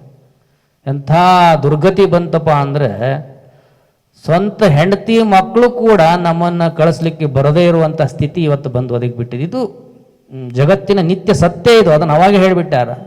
ಸ್ಮಶಾನ ತನಕ ಬರ್ತಾರೆ ಅಷ್ಟೇ, ಮುಂದೆ ಬರಂಗಿಲ್ಲ. ಇನ್ನೂ ಮಜಾ ನೋಡ್ರಿ, ದೇಹಶ್ಚಿತಾಯಾಮ್. ನಾವು ಬದುಕಿರುವಾಗ ಎಲ್ಲರಿಗಿಂತ ಹೆಚ್ಚು ಯಾರನ್ನ ಪ್ರೀತಿ ಮಾಡಿರ್ತೀವಿ? ನಮ್ಮನ್ನೇ ನಾವು ಪ್ರೀತಿ ಮಾಡ್ಕೊಂಡಿರ್ತಾನೆ ಮನುಷ್ಯ. ಮ್ಯಾಲೆ ಹೆಂಡತಿ ಮಕ್ಕಳು ಗಂಡ ಅನ್ನೋದು. ಆದ್ರೆ ಅಂತರಂಗಿಕವಾಗಿ ತನ್ನನ್ನೇ ತಾನು ಪ್ರೀತಿ ಮಾಡ್ತಿರ್ತಾನೆ ಎಲ್ಲ ಮನುಷ್ಯ. ಯಾರ ಕನ್ನಡಿ ಮುಂದೆ ನಿಂತ್ಕೊಂಡು ಬೇಕು ಅಂತಾರ, ಎಷ್ಟು ಚಂದ ಅದೀನಿ ಅಂತಾರೆ, ಅವ್ರಿಗೆ ಚಂದ ಕಂಡೇ ಕಾಣ್ತಾರೆ. ತನ್ನನ್ನೇ ತಾನು ಪ್ರೀತಿ ಮಾಡ್ತಾನೆ ಮನುಷ್ಯ. ತನ್ನ ದೇಹವನ್ನು ಎಷ್ಟು ಪ್ರೀತಿ ಮಾಡ್ತಾನೆ. ದಿನ ಸ್ನಾನ ಮಾಡೋದೇ ಅಲ್ಲಿ ತಿಕ್ಕೋದು ಇಲ್ಲಿ ತಿಕ್ಕೋದು, ಆ ಶಾಂಪು ಈ ಸೋಪು ಅದು ಇದು. ದೇವ್ರು ಕೊಟ್ಟು ಬಣ್ಣ ಒಂದಿದ್ರೆ ಇವರೊಂದು ಬಣ್ಣ ಮಾಡ್ಕೋಬೇಕಂತ ಸಾಯಿ ತನಕ ತಿಕ್ತಾನೆ ಇರ್ತಾನೆ ಮನುಷ್ಯ. ಮತ್ತೆ ತಲೆ ಕೂದಲು ಬೆಳಗಾದ್ರೆ ಮತ್ತೆ ಅದಕ್ಕೆ ಬಣ್ಣ ಹಚ್ಕೊಳ್ಳೋದು. ದೇವ್ರಂತಾನ ಮೊದಲಿನ ಕಾಲದೊಳಗೆ ಒಂದು 50-60 ವರ್ಷ ಆಗೋಣ ಗೊತ್ತಾಗ್ತಿತ್ತು, ತಲೆ ನೋಡೋಣ ಇದಕ್ಕೆ ವಯಸ್ಸಾಗೈತೆ ಅಂತ. ಈಗ ನನಗೆ ಕನ್ಫ್ಯೂಸ್ ಆಗ್ತಾ ಇದೆ, ಸಾಯಿ ತನಕ ಕೂದಲೇ ಬೆಳಗಾಗ್ತಾ ಇಲ್ಲಪ್ಪ ಅಂತ ನನ್ನ ದೇವರು. ಇಷ್ಟೆಲ್ಲ ಯಾಕೆ ಅಂದ್ರೆ ದೇಹವನ್ನು ಅಷ್ಟು ಪ್ರೀತಿ ಮಾಡ್ತಾನೆ ಮನುಷ್ಯ. ಅದುವರೆ ನಮ್ಮ ಜೊತೆಗೆ ಬರ್ತದ. ಅದೆಲ್ಲಿ ತನಕ ಬರ್ತದೆ? ದೇಹಶ್ಚಿತಾಯ ಅಥವಾ ಭೂಮಿಯೊಳಗೆ ಹೋಗಿ ತನಕ, ಅಥವಾ ಬೆಂಕಿಯೊಳಗೆ ಹಾಕಿ ಸುಡು ತನಕ ಇರ್ತದೆ. ಆಮೇಲೆ ಅದು ನಾಶ ಆಗಿ ಹೋಗ್ಬಿಡ್ತದೆ. ಮತ್ತು ನಮ್ಮ ಜೊತೆಗೆ ಬರೋದು ಯಾವುದಪ್ಪ? ಧರ್ಮಾನುಗೋ ಗಚ್ಚತಿ ಜೀವ ಏಕಃ. ಈ ಜೀವಾತ್ಮ ಹೆಂಗೆ ಹೋಗ್ತಾನಪ್ಪ ಅಂದ್ರೆ ತಾನು ಮಾಡಿದ ಕರ್ಮಾನುಸಾರವಾಗಿ ತನ್ನ ಗತಿಯನ್ನು ಕಾಣ್ತಾನೆ. ಪುಣ್ಯ ಕರ್ಮಗಳನ್ನು ಮಾಡಿದರೆ ಸದ್ಗತಿ ಆಗ್ತದೆ, ಬರೀ ಪಾಪಕರ್ಮಗಳನ್ನೇ ಅವನು ಮಾಡಿದ್ದ ಅಂದ್ರೆ ದುರ್ಗತಿ ಆಗ್ತದೆ. ಅದಕ್ಕೆ ಈ ಒಂದು ಜಾಗೃತಿಯನ್ನು ಯಾವ ಮನುಷ್ಯ ಬದುಕಿರುವಾಗಿ ಇಟ್ಕೊಂಡಿರ್ತಾನಲ್ಲ ಅವ ಒಂದಿಷ್ಟು ವೈರಾಗ್ಯದ ಬದುಕನ್ನು, ವೈರಾಗ್ಯದ ಜೀವನ ಮಾಡಲಿಕ್ಕೆ ಸಾಧ್ಯ ಇರ್ತದೆ. ಇದನ್ನು ಮರೆತ ಅಂದ್ರೆ ಅವನು ವೈರಾಗ್ಯನೂ ಮಾಡಲಿಕ್ಕೆ ಆಗೋದಿಲ್ಲ, ಜೀವನದೊಳಗೆ ಸುಖವನ್ನು ಕೂಡ ಅನುಭವಿಸ್ಲಿಕ್ಕೆ ಆಗೋದಿಲ್ಲ.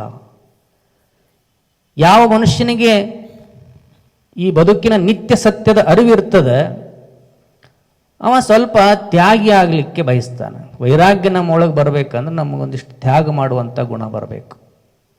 ಭಗವಂತ ಈ ಪ್ರಕೃತಿಯನ್ನು ಸೃಷ್ಟಿ ಮಾಡಿ, ಪರಮಾತ್ಮ ಭಾಷಣ ಮಾಡಲಿಲ್ಲ ನಮ್ಮಂಗ.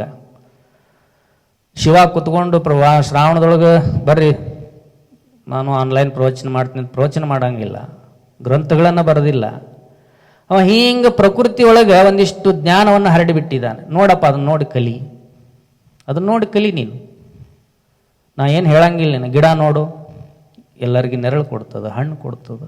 ನದಿ ನೋಡು, ಈ ಜಗತ್ತು ಸೃಷ್ಟಿಯಾಗಿಂದ ಹರಿತಾ ಇದೆ. ಯಾರಿಗೆ? ಪರರಿಗೋಸ್ಕರವಾಗಿ. ಯಾವ ನದಿ ತನಗೋಸ್ಕರ ಹರಿಯಂಗಿಲ್ಲ. ಗೋವುಗಳಿದಾವ, ಕಸ ತಿಂತಾವ, ನೀನು ಹಾಕಿರುವಂಥ ಎಂಥ ನೀರಾದರೂ ಕುಡಿತಾವ, ನಿನಗೆ ಅಮೃತ ಸಮಾನವಾಗಿರುವಂಥ ಹಾಲು ಕೊಡ್ತಾವ. ಯಾರಿಗೆ ಕೊಡ್ತಾವ? ಅವು ಕುಡಿತಾವನ್? ನಿನಗೇ ಕೊಡ್ತಾವ. ಇಷ್ಟೆಲ್ಲ ಇದೆ, ಇದು ನೋಡಿ ಕಲಿ. ನೀನು ಒಂದಿಷ್ಟು ಪರಾರ್ಥವನ್ನು ಮಾಡು. ಪರೋಪಕಾರಾರ್ಥಂ ಇದಂ ಶರೀರಂ. ನಿನ್ನ ಶರೀರನೂ ಕೂಡ ಪರೋಪಕಾರ ಮಾಡಲಿಕ್ಕೆ ಕೊಟ್ಟಿನಿ, ಒಂದಿಷ್ಟು ಪರೋಪಕಾರ ಮಾಡು. ಅಹಂಕಾರದಿಂದ ಬೀಗಬೇಡ. DVG ಅವರು ಹೇಳ್ತಾರೆ, ಇಳೆಯಿಂದ ಮೊಳಕೆಯಾಗುವಂದು ತಮ್ಮಟೆ ಇಲ್ಲ, ಫಲಮಾಗುವಂದು ತುತ್ತೂರಿ ಧ್ವನಿ ಇಲ್ಲ, ಬೆಳಕ ನೀವ ಸೂರ್ಯ ಚಂದ್ರರದೊಂದು ಸದ್ದಿಲ್ಲ, ಹೊಲೆ ನಿನ್ನ ತುಟಿಗಳನ್ನು ಮಂಕುತಿಮ್ಮ, ಹೊಲೆ ನಿನ್ನ ತುಟಿಗಳನ್ನು ಮಂಕುತಿಮ್ಮ. ಎಷ್ಟು ಬೀಗ್ತಾ ಇದೆಯಪ್ಪ.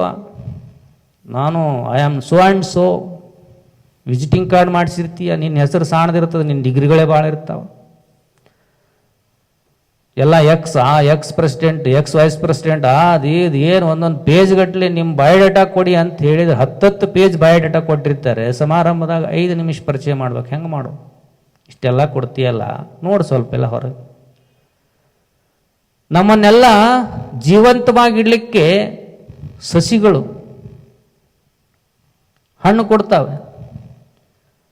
ಭೂಮಿಯಿಂದ ಆನಂದವಾಗಿ ಹೊರಗೆ ಬಂದು ನಮ್ಗೆ ಹಣ್ಣು ಕೊಡ್ತಾವೆ. ನಾವು ಹೊರಗೆ ಬರಕತ್ತೀವಿ, ನಮಗೆಲ್ಲ ಸ್ವಾಗತ ಮಾಡ್ರಿ, ತಮಟೆ ಹೊಡ್ರಿ ಅಂತೇನು ಕೇಳಂಗಿಲ್ಲ ಅವು. ಬಾರಸ್ರಿ, ಮಂಗಳವಾದ್ಯ ಮಾಡ್ರಿ ನಿಮಗೋಸ್ಕರ ಏನು ಹೇಳಂಗಿಲ್ಲ. ಸುಮ್ಮ ಬರ್ತಾವ, ಹಣ್ಣು ಕೊಡ್ತಾವ. ಫಲಮಾಗುವಂದು ತಮ್ಮಟೆ ಇಲ್ಲ, ಹಣ್ಣು ಕೊಡ್ತಾವ ಗಿಡ. ಯಾವ ತಮಟೆ ಬಾರಿಸಂಗಿಲ್ಲ. ಅದು ಬಿಡು, ಜಗತ್ತು ಸೃಷ್ಟಿಯಾದಾಗಿಂದ ಇಲ್ಲಿವರೆಗೂ ಬೆಳಕು ಕೊಡ್ತಾ ಇದ್ದಾರೆ ಸೂರ್ಯ ಚಂದ್ರ. ಅವ್ರೇನು ಬಾರಿಸ್ಬೋದು ಊದಿಸ್ಕೊಂತ ಬರ್ತಾರ, ಬೆಳಕು ಕೊಡಕತ್ತೀನಿ ನೋಡ್ರಿ ನಾ ಅಂತೇಳಿ ಏನಿಲ್ಲ. ನೀ ಮಲ್ಕೊಂಡಿರ್ತಿ, ಅವ್ರು ಎದ್ದಿರ್ತಾರ ಆಗಲೇ. ತಮ್ಮ ಕೆಲಸವನ್ನು ತಾವು ಮಾಡ್ತಾ ಇದ್ದಾರೆ. ಯಾವ ಪ್ರಶಂಸೆ, ಯಾವ ಸ್ತುತಿ ಏನೂ ಬೇಕಾಗಿಲ್ಲ ಅವ್ರಿಗೆ. ಹೆಂಗೆ ಮಾಡಕತ್ತಾರ? ನೀ ಯಾಕೆ ಬಡ್ಕೊಂತೀಯಪ್ಪ? ಹೊಲೆ ನಿನ್ನ ತುಟಿಗಳನ್ನು ಮಂಕುತಿಮ್ಮ. ಬಾಯಿ ಮುಚ್ಕೋ, ಬರೇ ಬಾಯಿ ಮುಚ್ಕೋ ಅಲ್ಲ, ಬಾಯಿಗೆ ಹೊಲಿಗೆ ಹಾಕೊಂಡು ಕೂತ್ಕೋ ಮಾರ, ಇದೆಲ್ಲ ನೋಡು ಅಂತ ಹೇಳ್ತಾರೆ DVG ಅವರು. ಇದು ಜಗತ್ತಿನ ಸತ್ಯ. ಇದು ಹೀಗಿರುವಾಗ ಭಗವಂತ ನಿನಗೇನ್ರೆ ಕೊಟ್ಟಾಗ ಒಂದಿಷ್ಟು ತ್ಯಾಗ ಮಾಡುವಂಥ ಬುದ್ಧಿ ಕಲಿ. ರಕ್ಷಂತಿ ಪುಣ್ಯಾನಿ ಪುರಾಕೃತಾನಿ. ನೀನು ಮುಂದೆ ನಿನ್ನ ಗತಿ ಅದು ಸದ್ಗತಿ ಆಗಬೇಕಂದ್ರೆ ಒಂದಿಷ್ಟು ಪುಣ್ಯ ಮಾಡು. ಸಾಲ ಮಾಡಿ ದಾನ ಮಾಡಬೇಡ. ನಿನಗೆ ಭಗವಂತ ಕೊಟ್ಟಿದ್ರೆ ನೀನು ಉಪಯೋಗಿಸಿಕೊಂಡು ಒಂದಿಷ್ಟು ಸಮಾಜಕ್ಕೆ ದಾರಿ ಎರಿ. ತ್ಯಾಗದ ಬುದ್ಧಿಯನ್ನು ಬೆಳೆಸ್ಕೋ. ಭಿಕ್ಷುಕರು ಬರ್ತಾರೆ ನಮ್ಮ ಮನೆಗೆ, ಮನೆಗೆ ಬರ್ತಾರೆ. ರೋಡ್ ಒಳಗೆ ಭಿಕ್ಷುಕರು ಬರ್ತಾರೆ. ನಾವೇನು ತಿಳ್ಕೊಂಡಿರ್ತೀವಿ? ಅವ್ರು ಭಿಕ್ಷೆ ಬೇಡ್ಲಿಕ್ಕೆ ಬರ್ತಾರಂತ ನಾವು ತಿಳ್ಕೊಂಡಿರ್ತೀವಿ. ಆದರೆ ಜ್ಞಾನಿ ಆ ಭಿಕ್ಷುಕರನ್ನು ನೋಡಿ ಒಂದು ಮಾತು ಹೇಳ್ತಾನೆ. ಗೃಹಂ ಗೃಹಂ ಅಟನ್ ಭಿಕ್ಷು ಶಿಕ್ಷತ್ತೇವ ನಯಾಚತೆ, ಶಿಕ್ಷತ್ತೇವ ನಯಾಚತೆ. ಅದತ್ವಾ ಮಾದೃಶಿ ಮಾಭೂ, ದತ್ವಾ ತ್ವಂ ತ್ವಾದೃಶಿ ಭವ, ದತ್ವಾ ತ್ವಂ ತ್ವಾದೃಶಿ ಭವ. ಒಬ್ಬ ಜ್ಞಾನಿ ಒಬ್ಬ ಭಿಕ್ಷುಕನನ್ನು ನೋಡಿ ಹೇಳ್ತಾನೆ, ಭಿಕ್ಷುಕ ನಮ್ಮ ಮನೆಗೆ ಬಂದು ಮನೆ ಮುಂದೆ ಬಂದು ಮನೆಗೆ ಮೊದಲೆಲ್ಲ ಮನೆಗೆ ಬರ್ತಿದ್ರು ಭಿಕ್ಷುಕರು, ಈಗೆಲ್ಲ ರೋಡ್ರಲ್ಲಿ ಬರ್ತಾರೆ, ಅವ್ರ ಮನೆಗೆಲ್ಲ ಬರಂಗಿಲ್ಲ ಈಗ. ಅವ್ರು ನಮ್ಮ ಹತ್ರ ಬಂದು ಏನು ಹೇಳ್ತಾರ ಅಂದ್ರೆ, ನಾವೇನು ತಿಳ್ಕೊಂತೀವಿ ಕೈ ಮಾಡ್ತಾರ ಒಂದು ದುಡ್ಡು ಹಾಕೋಣ ಅಂತ ನಾವು ತಿಳ್ಕೊಂಡಿರ್ತೀವಿ. ಆದ್ರೆ ಜ್ಞಾನಿ ಹೇಳ್ತಾನೆ ಅವ್ರು ಅದಕ್ಕೆ ಬಂದಿರಂಗಿಲ್ಲ. ನೀ ಹೆಂಗೆ ತಿಳ್ಕೊಬೇಕಪ್ಪ ಅಂದ್ರೆ, ಆ ಭಿಕ್ಷುಕ ಹೇಳ್ತಾನೆ, ಶಿಕ್ಷತ್ತೇವ ನಯಾಚಿತೆ, ಅವ ನಮಗೆ ಶಿಕ್ಷಣವನ್ನು ಕೊಡ್ತಾನೆ, ಬುದ್ಧಿ ಹೇಳಕ್ ಬಂದಾನ, ಭಿಕ್ಷೆ ಬೇಡಕ್ಕೆ ಬಂದಿಲ್ಲ. ಏನು ಬುದ್ಧಿ ಹೇಳ್ತಾನವ? ನೀ ನನಗೊಂದಿಷ್ಟು ಕೊಡು. ಯಾಕ? ಅದತ್ವ ಮಾದೃಶಿ ಮಾಬೂಹು, ಈ ಜನ್ಮದೊಳಗೆ ನೀನು ದಾನ ಧರ್ಮ ಮಾಡಲಿಲ್ಲ ಅಂದ್ರೆ ಮುಂದಿನ ಜನ್ಮದೊಳಗೆ ನನ್ನಂಗೆ ಆಗಬೇಡ. ನಾನು ಮೊದಲು ನಿನಕ್ಕಿಂತ ಶ್ರೀಮಂತ ಇದ್ದೆ. ಅದತ್ವ, ನಾ ಯಾರಿಗೆ ₹1 ದಾನ ಧರ್ಮ ಮಾಡಲಿಲ್ಲ, ಯಾರಿಗೆ ಒಂದಿಷ್ಟು ಊಟ ಕೊಡಲಿಲ್ಲ, ಯಾರಿಗೊಂದಿಷ್ಟು ಸಹಕಾರ ಮಾಡಲಿಲ್ಲ, ಯಾರಿಗೊಂದಿಷ್ಟು ಆಶ್ರಯ ಕೊಡಲಿಲ್ಲ, ಇವತ್ತು ಈ ಗತಿ ಬಂದದ್ದು. ಅದತ್ವ ಮಾದೃಶಿ ಮಾಬು, ನಂತರ ಆಗ್ಬೇಡಪ್ಪ ಕೊಡ್ಲಾರೆ. ದತ್ವಾ ತ್ವಂ, ಒಂದಿಷ್ಟು ದಾನ ಧರ್ಮ ಮಾಡಿ ನೀನು ನಿನ್ನ ಥರ ಆಗಿ ಹೆಂಗಿದೆಯಲ್ಲ ಹಿಂಗೆ ನಿನ್ನ ಜೀವನವನ್ನು ಪೂರ್ಣ ಮಾಡ್ಕೋ, ನಿನಗೆ ಸದ್ಗತಿ ಆಗ್ತದಂತ ಹೇಳಿ ಭಿಕ್ಷುಕ ನಮಗೆ ಶಿಕ್ಷಣವನ್ನು ಕೊಡ್ತಾನೆ ಅನ್ನುವಂಥ ಮಾತನ್ನು ಹೇಳ್ತಾರೆ.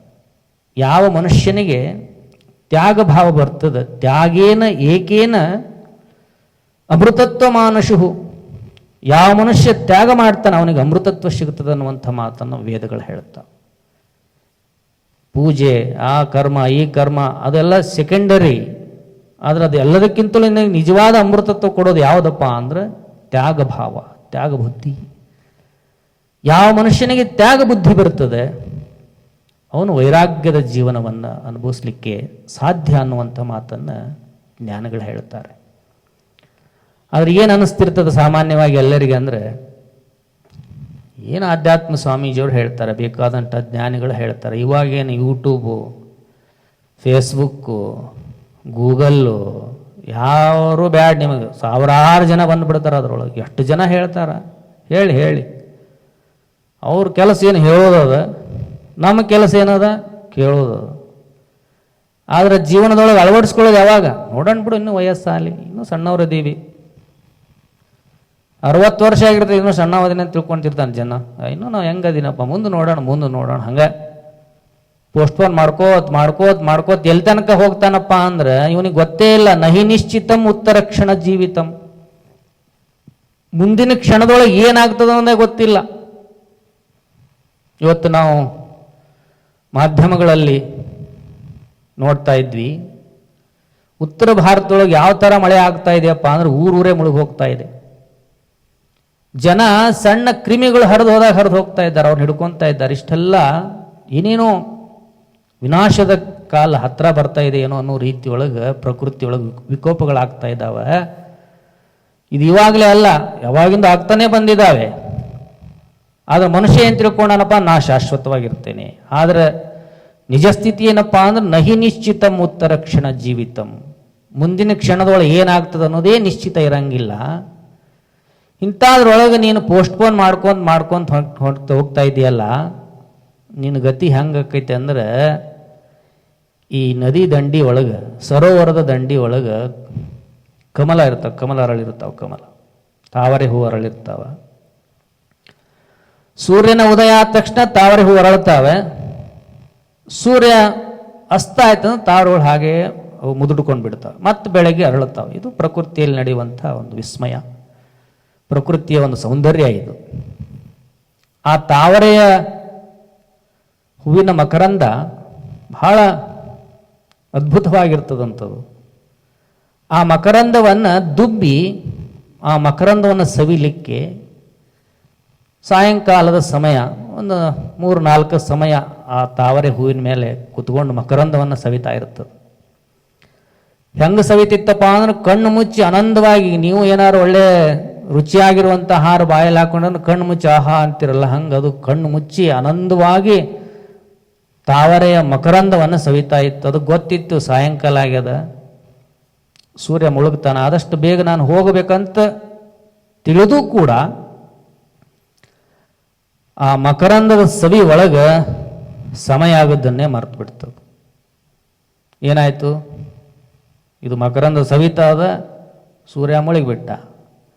ಅರಳಿರುವಂಥ ತಾವರೆ ಸೂರ್ಯ ಮುರುಳಿದ ತಕ್ಷಣ ಹೀಗೆ ಮುದುಡಿಬಿಡ್ತು. ಏನಾಯ್ತು ಇವಾಗ? ಕಣ್ಣು ಮುಚ್ಚಿ ಮಕರಂದವನ್ನು ಸವಿತಾ ಇರುವಂಥ ದುಂಬಿ ಎಲ್ಲೈತಿ? ಒಳಗೆ ಲಾಕ್ ಆಗಿಬಿಡ್ತು, ಕ್ಲೋಸ್ ಆಗಿಬಿಡ್ತು. ಅವಾಗ ಅಳಗಾಡ್ತದ, ಕ್ಲೋಸ್ ಆಗಿಬಿಟ್ಟದ. ಅಯ್ಯೋ ಎಂಥ ಅಪರಾಧ ಆಯ್ತಲ್ಲ. ಆದ್ರೆ ಅದು ಆಶಾವಾದಿ ಇತ್ತು ಭಾಳ. ಹೆಂಗೆ ಮನುಷ್ಯ ಇರ್ತಾನಲ್ಲ, ಇರ್ತಿಂತು ಏನಾಕೈತೆ, ನಾನು ಶಾಶ್ವತವಾಗಿ ಇರ್ತೀನಿ, ಸೈಲ್ ಕರೋನಾ ಬಂದು ಎಲ್ಲರೂ ಸೈಲ್, ನಾನು ಒಬ್ಬನೇ ಬದುಕ್ತೀನಿ, ಏನಾಕೈತೆ ನೋಡೋಣ. ಈ ಥರ ಇರ್ತಾರೆ ಜನ. ಹಂಗೆ ಅದು ಯೋಚನೆ ಮಾಡ್ತು. ಹೋಲ್ ಬಿಡು, ಮುಚ್ತಲ್ಲ. ರಾತ್ರಿರ್ ಭವಿಷ್ಯತಿ, ರಾತ್ರಿರ್ ಗಮಿಷ್ಯತಿ, ಭವಿಷ್ಯತಿ ಸುಪ್ರಭಾತಂ. ಆಯ್ತು, ಈಗ ರಾತ್ರಿ ಆಯ್ತು, ಭವಿಷ್ಯತಿ ಸುಪ್ರಭಾತಂ, ಮುಂಜಾನೆ ಆಗ್ತದ. ಮುಂಜಾನೆ ಆಗ್ಬೇಕಂದ್ರೆ ಏನಾಗ್ತದ? ಭಾಸ್ವಾನ್ ಉದಿಷ್ಯತಿ, ಸೂರ್ಯ ಉದಯ ಆಗ್ತಾನ. ಹಸಿಷ್ಯಸಿ ಪಂಕಜಶ್ರೀಹಿ, ಹಸಿಷ್ಯತಿ ಪಂಕಜಶ್ರೀಹಿ. ರಾತ್ರಿ ಮುಗಿತದ, ಬೆಳಗ್ಗೆ ಆಗ್ತದ, ಸೂರ್ಯನ ಉದಯ ಆಗ್ತದ. ಸೂರ್ಯನ ಉದಯ ಆದ ತಕ್ಷಣ ಹಸಿಷ್ಯತಿ ಪಂಕಜಶ್ರೀಹಿ, ಈ ಕಮಲ, ಈ ತಾವರೆ ಹೂ ಅರಳಿ ಬಿಡುತ್ತದ. ಹಾರೊಕ್ಕಿನಂತ ಇತ್ತಂ ವಿಚಿಂತಯತಿ ಕೋಶಗತೆ ದ್ವಿರೇಪೆ. ಆ ಹೂವಿನ ಒಳಗೆ ಸೇರ್ಕೊಂಡಂತಹ ದುಂಬಿ ಈ ಥರ ಯೋಚನೆ ಮಾಡ್ತಾ ಇತ್ತಂತ. ಸೂರ್ಯ ಅಸ್ತ ಆಗೋ ಸಮಯಕ್ಕೆ ಆ ಸರೋವರಕ್ಕೆ ಯಾವ ಬರ್ತಿದ್ದಪ್ಪ ದಿನಾಲ ಅಂದ್ರೆ ಆನೆಗಳು ಬರ್ತಿದ್ವು ಅಂತ. ಆನೆ ಏನಕ್ಕೆ ಬರ್ತಾವೆ? ನೀರು ಕುಡಿಯಕ್ಕೆ. ನೀರು ಕುಡಿಲಿಕ್ಕೆ ಬಂದಂಥ ಆನೆಗಳು ಸುಮ್ಮನೆ ನೀರು ಕುಡಿದು ಹೋಗ್ತಾವ. ನಾವು ಅದನ್ನ ತೊಗೊಂಡು ಈ ಕಡೆ ಹಾಕೋ, ಇದನ್ನ ನೀರು ತೊಗೊಂಡು ಆ ಕಡೆ ಚೆಲ್ಲಿ, ಆ ಮಣ್ಣನ್ನು ಈ ಕಡೆ ಚೆಲ್ಲಿ ಆಟ ಆಡ್ಕೊಂಡು ಅವು ಇದು ಮಾಡ್ತಿರ್ತಾವ, ನೀರು ಕುಡಿತಿರ್ತಾವ. ಒಂದು ಆನೆ ಎಲ್ಲಿ ಬಂತಪ್ಪ ಅಂದ್ರೆ, ಎಲ್ಲಿ ಇದು ಕುಂತಿಂತಲ್ಲ ಎಲ್ಲ ಬೆಳಗ್ಗೆ ಹಂಗಾಕೈತಿ ನಾ ಹಾರ್ತೀನಿ ಅನ್ಕೊಂತ ಕುಂತಿತ್ತಲ್ಲ, ಆ ತಾವರೆ ಗಿಡದ ಹತ್ರ ಒಂದು ಆನೆ ಬಂತಂತ. ಹಾ ಹಂತ ಹಂತ ನಲಿನೀಂ ಗಜವುಜ್ಯ ಹಾರ. ಅದು ತನ್ನ ಮಜಾಕ ಯಾವ ಹೂವಿನೊಳಗೆ ಕುಂತಿತ್ತಲ್ಲ ದುಂಬಿ, ಅದೇ ಹೂವು ತಗೊಂಡು ಏತಿ ತಗೊಂಡು ನೆಲಕ್ಕೆ ತಿಕ್ಕಿ ಅದನ್ನೆಲ್ಲ ತಿಕ್ಕಿ ಪುಡಿ ಪುಡಿ ಮಾಡಿಬಿಡ್ತಂತ. ಎಲ್ಲಿ ಹೋಯ್ತು ದುಂಬಿ? ಶಿವಾಯ ನಮ್ಗೆ ಮುಗೀತದ್ರ ಕತೆ. ಆದ್ರೆ ಏನು ಮಾಡಿತ್ತು? ಎಲ್ಲ ಯೋಚನೆ ಮಾಡಿತ್ತು, ಅವ ಮಾಡೋಣ ಅವ ಮಾಡೋಣ ಅವ ಮಾಡೋಣ ಅಂತ. ಪೋಸ್ಟ್ಪೋನ್ ಮಾಡುವಂಥವ್ರ ಗತಿ ಈ ಗತಿ ಆಗುತ್ತೆ ಅಂತ ಹೇಳ್ತಾನೆ ಜ್ಞಾನಿ. ಹೋಲ್ಬಿಡಿ, ಇನ್ನೊಂದು 50 ವರ್ಷ ಹೋಗ್ಲಿ, 10 ವರ್ಷ ಹೋಗ್ಲಿ, ಮುಂದೆ ನೋಡೋ ವಯಸ್ಸಾದ ಮೇಲೆ ನಮ್ಮ ಮಕ್ಕಳಿಗೆಲ್ಲ ಮದುವೆ ಆದಮೇಲೆ ನಮ್ಮನ್ನೆಲ್ಲ ಮನೆ ಬಿಟ್ಟು ಹೊರಗೆ ಹಾಕ್ತಾರೆ, ವೃದ್ಧಾಶ್ರಮಕ್ಕೆ ಸೇರ್ಕೊಂತೀವಿ ಅಥವಾ ಎಲ್ಲೋ ಒಂದು ಕಡೆ ಇರ್ತೀವಲ್ಲ, ಅವಾಗ ನೋಡೋಣ ಒಂದಿಷ್ಟು ಆಧ್ಯಾತ್ಮ ಅಂತ ಅಂದ್ರೆ ಅಲ್ಲಿವರೆಗೆ ಇರೋರು ಯಾರು? ಯಾವ ಗ್ಯಾರಂಟಿ ಇದೆ? ಅದಕ್ಕೆ ಆಧ್ಯಾತ್ಮ ಸಾಧನೆಯನ್ನು ಯಾವ ಸ್ವಾಸ್ಥ್ಯಮಿದಂ ಶರೀರೇ ತಾವದಾತ್ಮಹಿತಂ ಕುರ್ಯಾತ್. ಆತ್ಮಜ್ಞಾನವನ್ನು ಆತ್ಮಸುಖವನ್ನು ನೀನು ಯಾವಾಗ ಮಾಡಬೇಕಪ್ಪ ಅಂದ್ರೆ ಯಾವ ಸ್ವಾಸ್ಥ್ಯಮಿದಂ ದೇಹೆ, ನಿನ್ನ ದೇಹದೊಳಗೆ ಶಕ್ತಿ ಇದ್ದಾಗ, ನಿನ್ನ ಅವಯವಗಳು ಸದೃಢವಾಗಿದ್ದಾಗ. A sound mind is in sound body. ನಿನ್ನ ಅವಯವಗಳೊಳಗೆ ಚೆನ್ನಾಗಿದ್ರೆ ಮನಸ್ಸು ಚಂದ ಇರ್ತದೆ. ಹಿಂಗೆ ಕುತ್ಕೊಂಡ್ರೆ ಎಲ್ಲ ಕಡೆ ನೋವು ಸ್ಟಾರ್ಟ್ ಆಯ್ತು ಅಂದ್ರೆ ಮನಸ್ಸೊಳಗೆ ಧ್ಯಾನ ಮಾಡೋಕ್ಕಾಗ್ತದೆ? ಮನಸ್ಸಿನೊಳಗೆ ಪ್ರಾಣಾಯಾಮ ಮಾಡ್ಕೊಳಪ್ಪ, ಧ್ಯಾನ ಮಾಡು, ಮನಸ್ಸನ್ನು ನೀನು ಅಂತರಂಗದೊಳಗೆ ಏಕಚಿತ್ತ ಮಾಡು ಅಂತ ಹೇಳಿದ್ರೆ ಎಲ್ಲಿ ಆಗ್ತದೆ? ಕಣ್ಣು ಮುಚ್ಚಿದ್ರೆ ಎಲ್ಲ ನೋವು ಸ್ಟಾರ್ಟ್ ಆಗೋಕ್ಕೆ ಶುರು ಆಗ್ತದೆ. ಅದಕ್ಕೆ ಯಾವ ಸ್ವಾಸ್ಥ್ಯಮಿದಂ ದೇಹೆ ಆತ್ಮಹಿತಂ ಕುರ್ಯಾತ್ ಶರೀರಾಂತೆ ಕಿಂ ಕರಿಷ್ಯತಿ.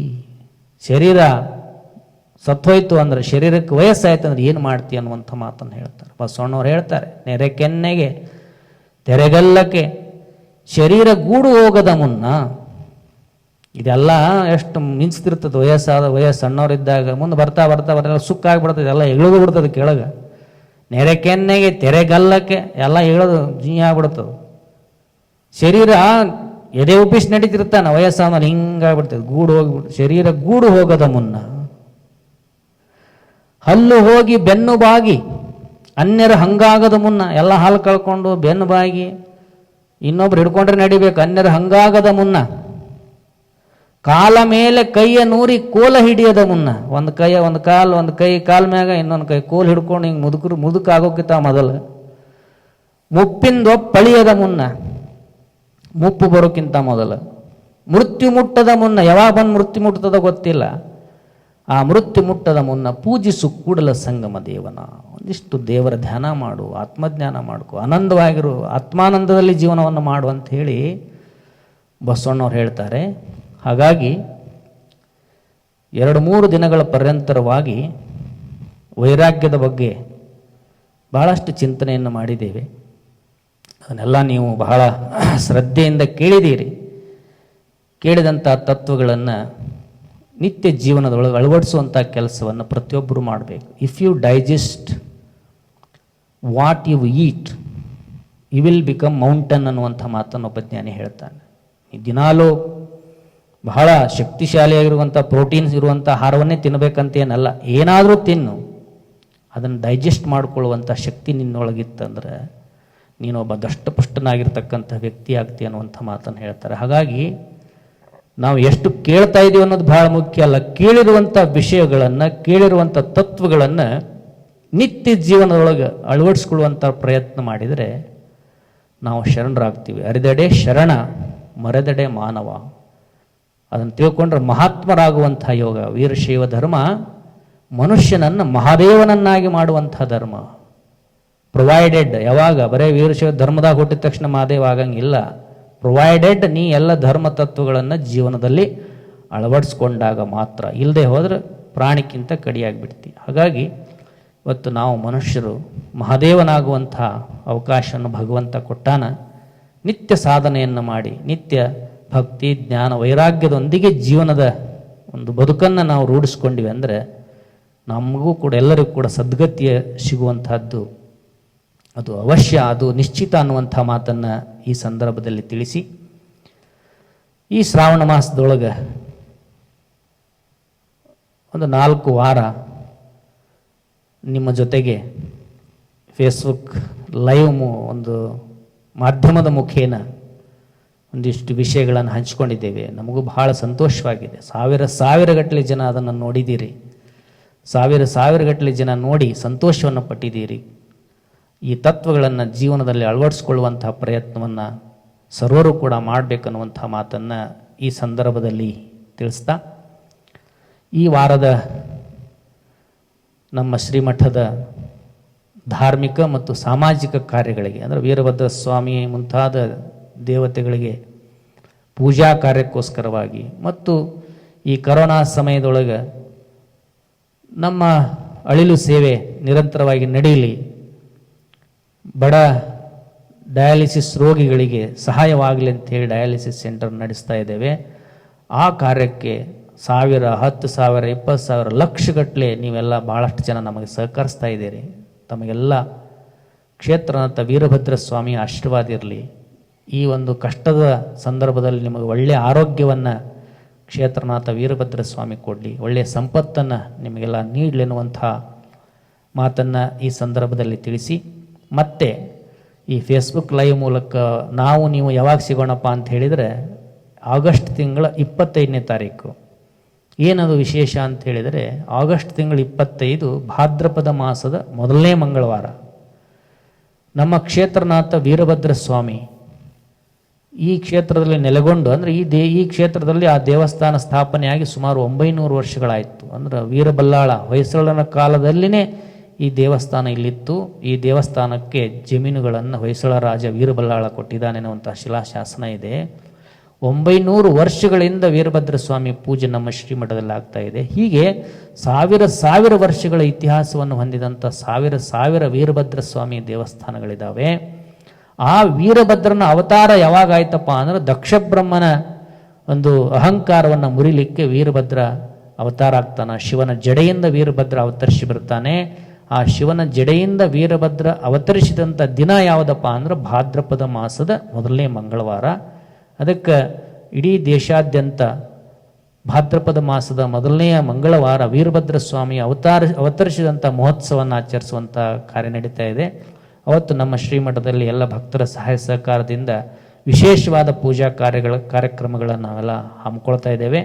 ಅವತ್ತು ಬೆಳಗಿನ ಜಾವ ಆ ಪೂಜಾ ಕಾರ್ಯಕ್ರಮವನ್ನು ಇಲ್ಲಿ ಶ್ರೀಮಠದಲ್ಲಿ ಮಾಡಿ, ಆ ಪೂಜಾ ಕಾರ್ಯಕ್ರಮದ ಒಂದು ದೃಶ್ಯವನ್ನು ಕೂಡ ಫೇಸ್ಬುಕ್ ಲೈವ್ ಮೂಲಕವಾಗಿ ನಿಮಗೆಲ್ಲ ತೋರಿಸುವಂಥ ಪ್ರಯತ್ನ ಮಾಡ್ತೇವೆ. ಅವತ್ತು ಸಾಯಂಕಾಲ ಮತ್ತೆ ಇದೇ ಸಮಯಕ್ಕೆ ವೀರಭದ್ರ ಸ್ವಾಮಿಯನ್ನು ಕುರಿತು ಒಂದಿಷ್ಟು ಆಧ್ಯಾತ್ಮಿಕ ಪ್ರವಚನವನ್ನು, ಶಿವಭಜನೆಯನ್ನು ನಾವು ನೀವೆಲ್ಲ ಮಾಡೋಣ. ಮತ್ತೆ ನಿಮ್ಮ ಭೇಟಿ ಆಗಸ್ಟ್ 25ನೇ ತಾರೀಕಿನ ದಿನ ಸಾಯಂಕಾಲ 7 ಗಂಟೆಗೆ ನಮ್ಮ ಭೇಟಿ, ಬೆಳಗ್ಗೆ ವೀರಭದ್ರ ಸ್ವಾಮಿಯ ಭೇಟಿಯನ್ನು ನೀವೆಲ್ಲ ಮಾಡ್ಬೋದು ಅನ್ನುವಂಥ ಮಾತನ್ನು ತಿಳಿಸಿ ನಮ್ಮ ಈ ನುಡಿಗಳಿಗೆ ವಿರಾಮ ಕೊಡ್ತಾ ಇದ್ದೇವೆ. ಶಿವಂಭೂಯಾತ್.